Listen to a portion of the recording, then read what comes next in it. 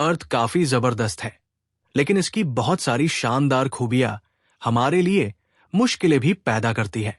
जब जमीन बहुत गीली हो, बहुत ढलान वाली हो, खतरनाक हो या फिर डिजास्टर प्रोन हो, तब हमारे पास एक ही ऑप्शन बचता है, ऊपर जाना। यानी हमारी सड़कें, वॉकवे और रेलवे जमीन से ऊपर उठती है, ब्रिज यानी पुल बनाकर। हमारी रोजमर्रा की जिंदगी में जो इंफ्रास्ट्रक्चर है वो जरूरी तो है, लेकिन ज्यादातर देखने में उतना सुंदर नहीं लगता। ऐसा नहीं है कि हम शानदार बिजली की लाइंस या सुंदर सीवेज सिस्टम नहीं बना सकते, लेकिन वो खर्चा कौन उठाए? पर ब्रिज अलग है। जो लोग कंस्ट्रक्शन के दीवाने हैं, उनके लिए ब्रिज किसी आर्टवर्क से कम नहीं। गैप को क्रॉस करने के इतने सारे तरीके हैं। काम सबका एक है, लेकिन डिजाइन और स्टाइल अलग अलग। इंजीनियर्स ब्रिज को क्लासिफाई करते हैं इस बात पर कि वो स्ट्रक्चर अंदर आने वाले जबरदस्त फोर्सेस को कैसे संभालता है। और हर इंजीनियरिंग टर्म की तरह यहां भी कैटेगरीज थोड़ी बदलती रहती है। जैसा अल्फ्रेड कोर्ज़िब्स्की ने कहा था, दी map is not the territory. तो चलिए कुछ नए वर्ड्स सीखते हैं और कुछ कमाल के ब्रिज देखते हैं।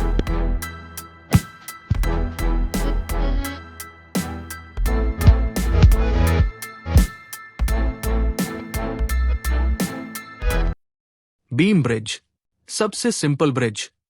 ये सिर्फ एक हॉरिजॉन्टल बीम होता है जो दो सपोर्ट्स पर टिका होता है।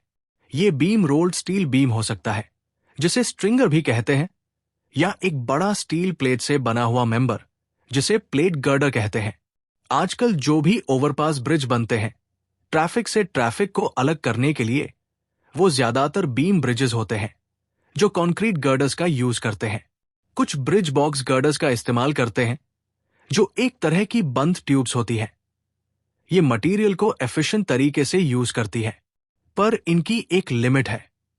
ये ज्यादा लंबी दूरी को कवर नहीं कर सकते, क्योंकि जितना लंबा बीम उतना भारी, और फिर वो अपने ही वेट को नहीं संभाल पाएगा।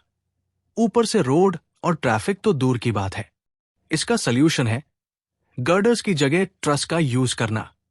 ट्रस एक रिजिड स्ट्रक्चर होता है जो छोटे छोटे एलिमेंट से मिलकर बना होता है। इसमें मेंबर्स ज्यादा बेंडिंग फोर्स फेस नहीं करते, सिर्फ एक्सियल फोर्सेस होते हैं, यानी कंप्रेशन या टेंशन। इस वजह से डिजाइन करना भी आसान होता है, और ये सॉलिड बीम से कहीं ज्यादा लंबी दूरी तक जा सकता है। ट्रस के कई डिजाइन होते हैं, जैसे थ्रू ट्रस जहां डेक नीचे होता है, और डेक ट्रस जहां डेक ऊपर होता है। एक फोटोजेनिक डिजाइन है लेंटिकुलर ट्रस, जो लेंसेज की तरह दिखते हैं। बेली ब्रिज एक टेम्पररी ट्रस ब्रिज होता है। वर्ल्ड वॉर 2 में बना था, लेकिन आज भी यूज होता है। कवर्ड ब्रिजेस ज्यादातर टिम्बर ट्रस ब्रिजेस होते हैं, यानी लकड़ी के, क्योंकि लकड़ी मौसम से जल्दी खराब होती है, इसलिए इन ब्रिजों में छत और साइडिंग भी होती है। ट्रेस्टल ब्रिजेस देखने में ट्रस जैसे लगते हैं, लेकिन ये छोटे छोटे सपोर्ट से बने होते हैं, जिन्हें ट्रेस्टल्स कहा जाता है। Arch bridge. अब बात करते हैं एक एंशिएंट डिजाइन की, आर्च ब्रिजेस। ये बीम्स या ट्रसेस की तरह नहीं होते। इसमें एक कर्व्ड एलिमेंट होता है जो कंप्रेसिव फोर्स के जरिए लोड को सपोर्ट्स तक पहुंचाता है। पुराने जमाने में जब स्टील और कंक्रीट नहीं था, तब पत्थर और मोटर से ऐसे ही ब्रिज बनाए जाते थे। आर्च ब्रिज की एक खास बात होती है, इसे तब तक सपोर्ट देना पड़ता है जब तक आर्च पूरा ना बन जाए, और जब बन जाए तो सबसे ऊपर वाला पत्थर कीस्टोन कहलाता है, जो सब कुछ संभालता है। अगर आर्च नीचे होता है तो उसे डेक आर्च ब्रिज कहते हैं, और अगर आर्च ऊपर तक जाता है और रोड नीचे लटकती है तो उसे थ्रू आर्च ब्रिज कहते हैं। मून ब्रिज एक पेडेस्ट्रियन ब्रिज होता है जो बहुत स्टीप होता है, जैसे नहरों के ऊपर। आर्च को कॉम्प्रेस करने से एक हॉरिजॉन्टल फोर्स भी आता है, जिसे थ्रस्ट कहते हैं। इस थ्रस्ट को रोकने के लिए ब्रिज के दोनों सिरों पर स्ट्रॉन्ग अब्यूटमेंट्स चाहिए, या फिर टाइड आर्च यूज किया जाता है, जिसमें आर्च के दोनों एंड्स को एक कॉर्ड से बांध दिया जाता है, जैसे एक धनुष। नेटवर्क आर्च ब्रिज इसी का एडवांस्ड वर्जन होता है, जिसमें केबल्स क्रिस क्रॉस होकर डेक को सपोर्ट करते हैं। Rigid frame bridge. Rigid frame bridges में सुपरस्ट्रक्चर और सबस्ट्रक्चर एक यूनिट में होते हैं। इन्हें आर्च की जरूरत नहीं होती, लेकिन फिर भी कई रिजिड फ्रेम ब्रिजेस आर्च्ड होते हैं। Cantilever bridge. बीम ब्रिज का स्पैन बढ़ाने के लिए एक और तरीका है, कैंटिलीवर ब्रिजेस। इसमें बीम्स या ट्रसेस को हॉरिजॉन्टली प्रोजेक्ट किया जाता है, ऐसे कि उनका ज्यादातर वेट सपोर्ट के ऊपर ही हो। स्कॉटलैंड का फेमस फोर्थ ब्रिज इसी टेक्निक पर बना है। इसके बीच के पियर्स कंप्रेशन लोड लेते हैं और आउटर सपोर्ट्स बैलेंसिंग फोर्स देते हैं, जिससे बीच में लोड को सस्पेंड किया जा सकता है। Cable stayed bridge. अब आते हैं उन ब्रिजों पर जिनमें केबल्स का यूज होता है। केबल स्टेड ब्रिजेस में डेक को ऊपर से केबल्स से सपोर्ट किया जाता है, जो टॉल टावर से जुड़े होते हैं।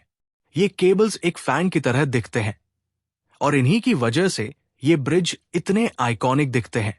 शॉर्टर स्पैन के लिए एक्स्ट्राडोज ब्रिज होता है।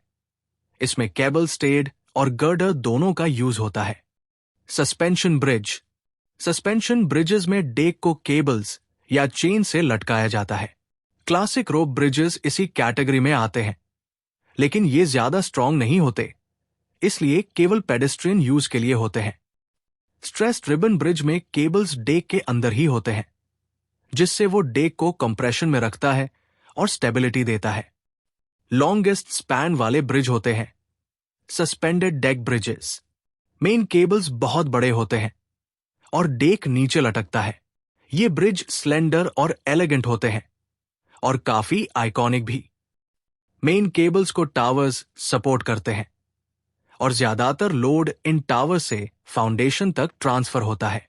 बाकी का टेंशन एंकरेजेस संभालते हैं। सेल्फ एंकर्ड सस्पेंशन ब्रिजेस में केबल्स को डेक से जोड़ा जाता है, जिससे डेक टेंशन को रेजिस्ट करता है। लेकिन ये ब्रिज बहुत एक्सपेंसिव होते हैं, इसलिए तभी बनाए जाते हैं जब कोई और ऑप्शन न हो। और इस तरह इंसानी दिमाग की सोच और इंजीनियरिंग की ताकत ने हमें न सिर्फ दूरी पाटने के नए तरीके सिखाए, बल्कि ऐसे पुल बनाए जो खुद एक कलाकृति है।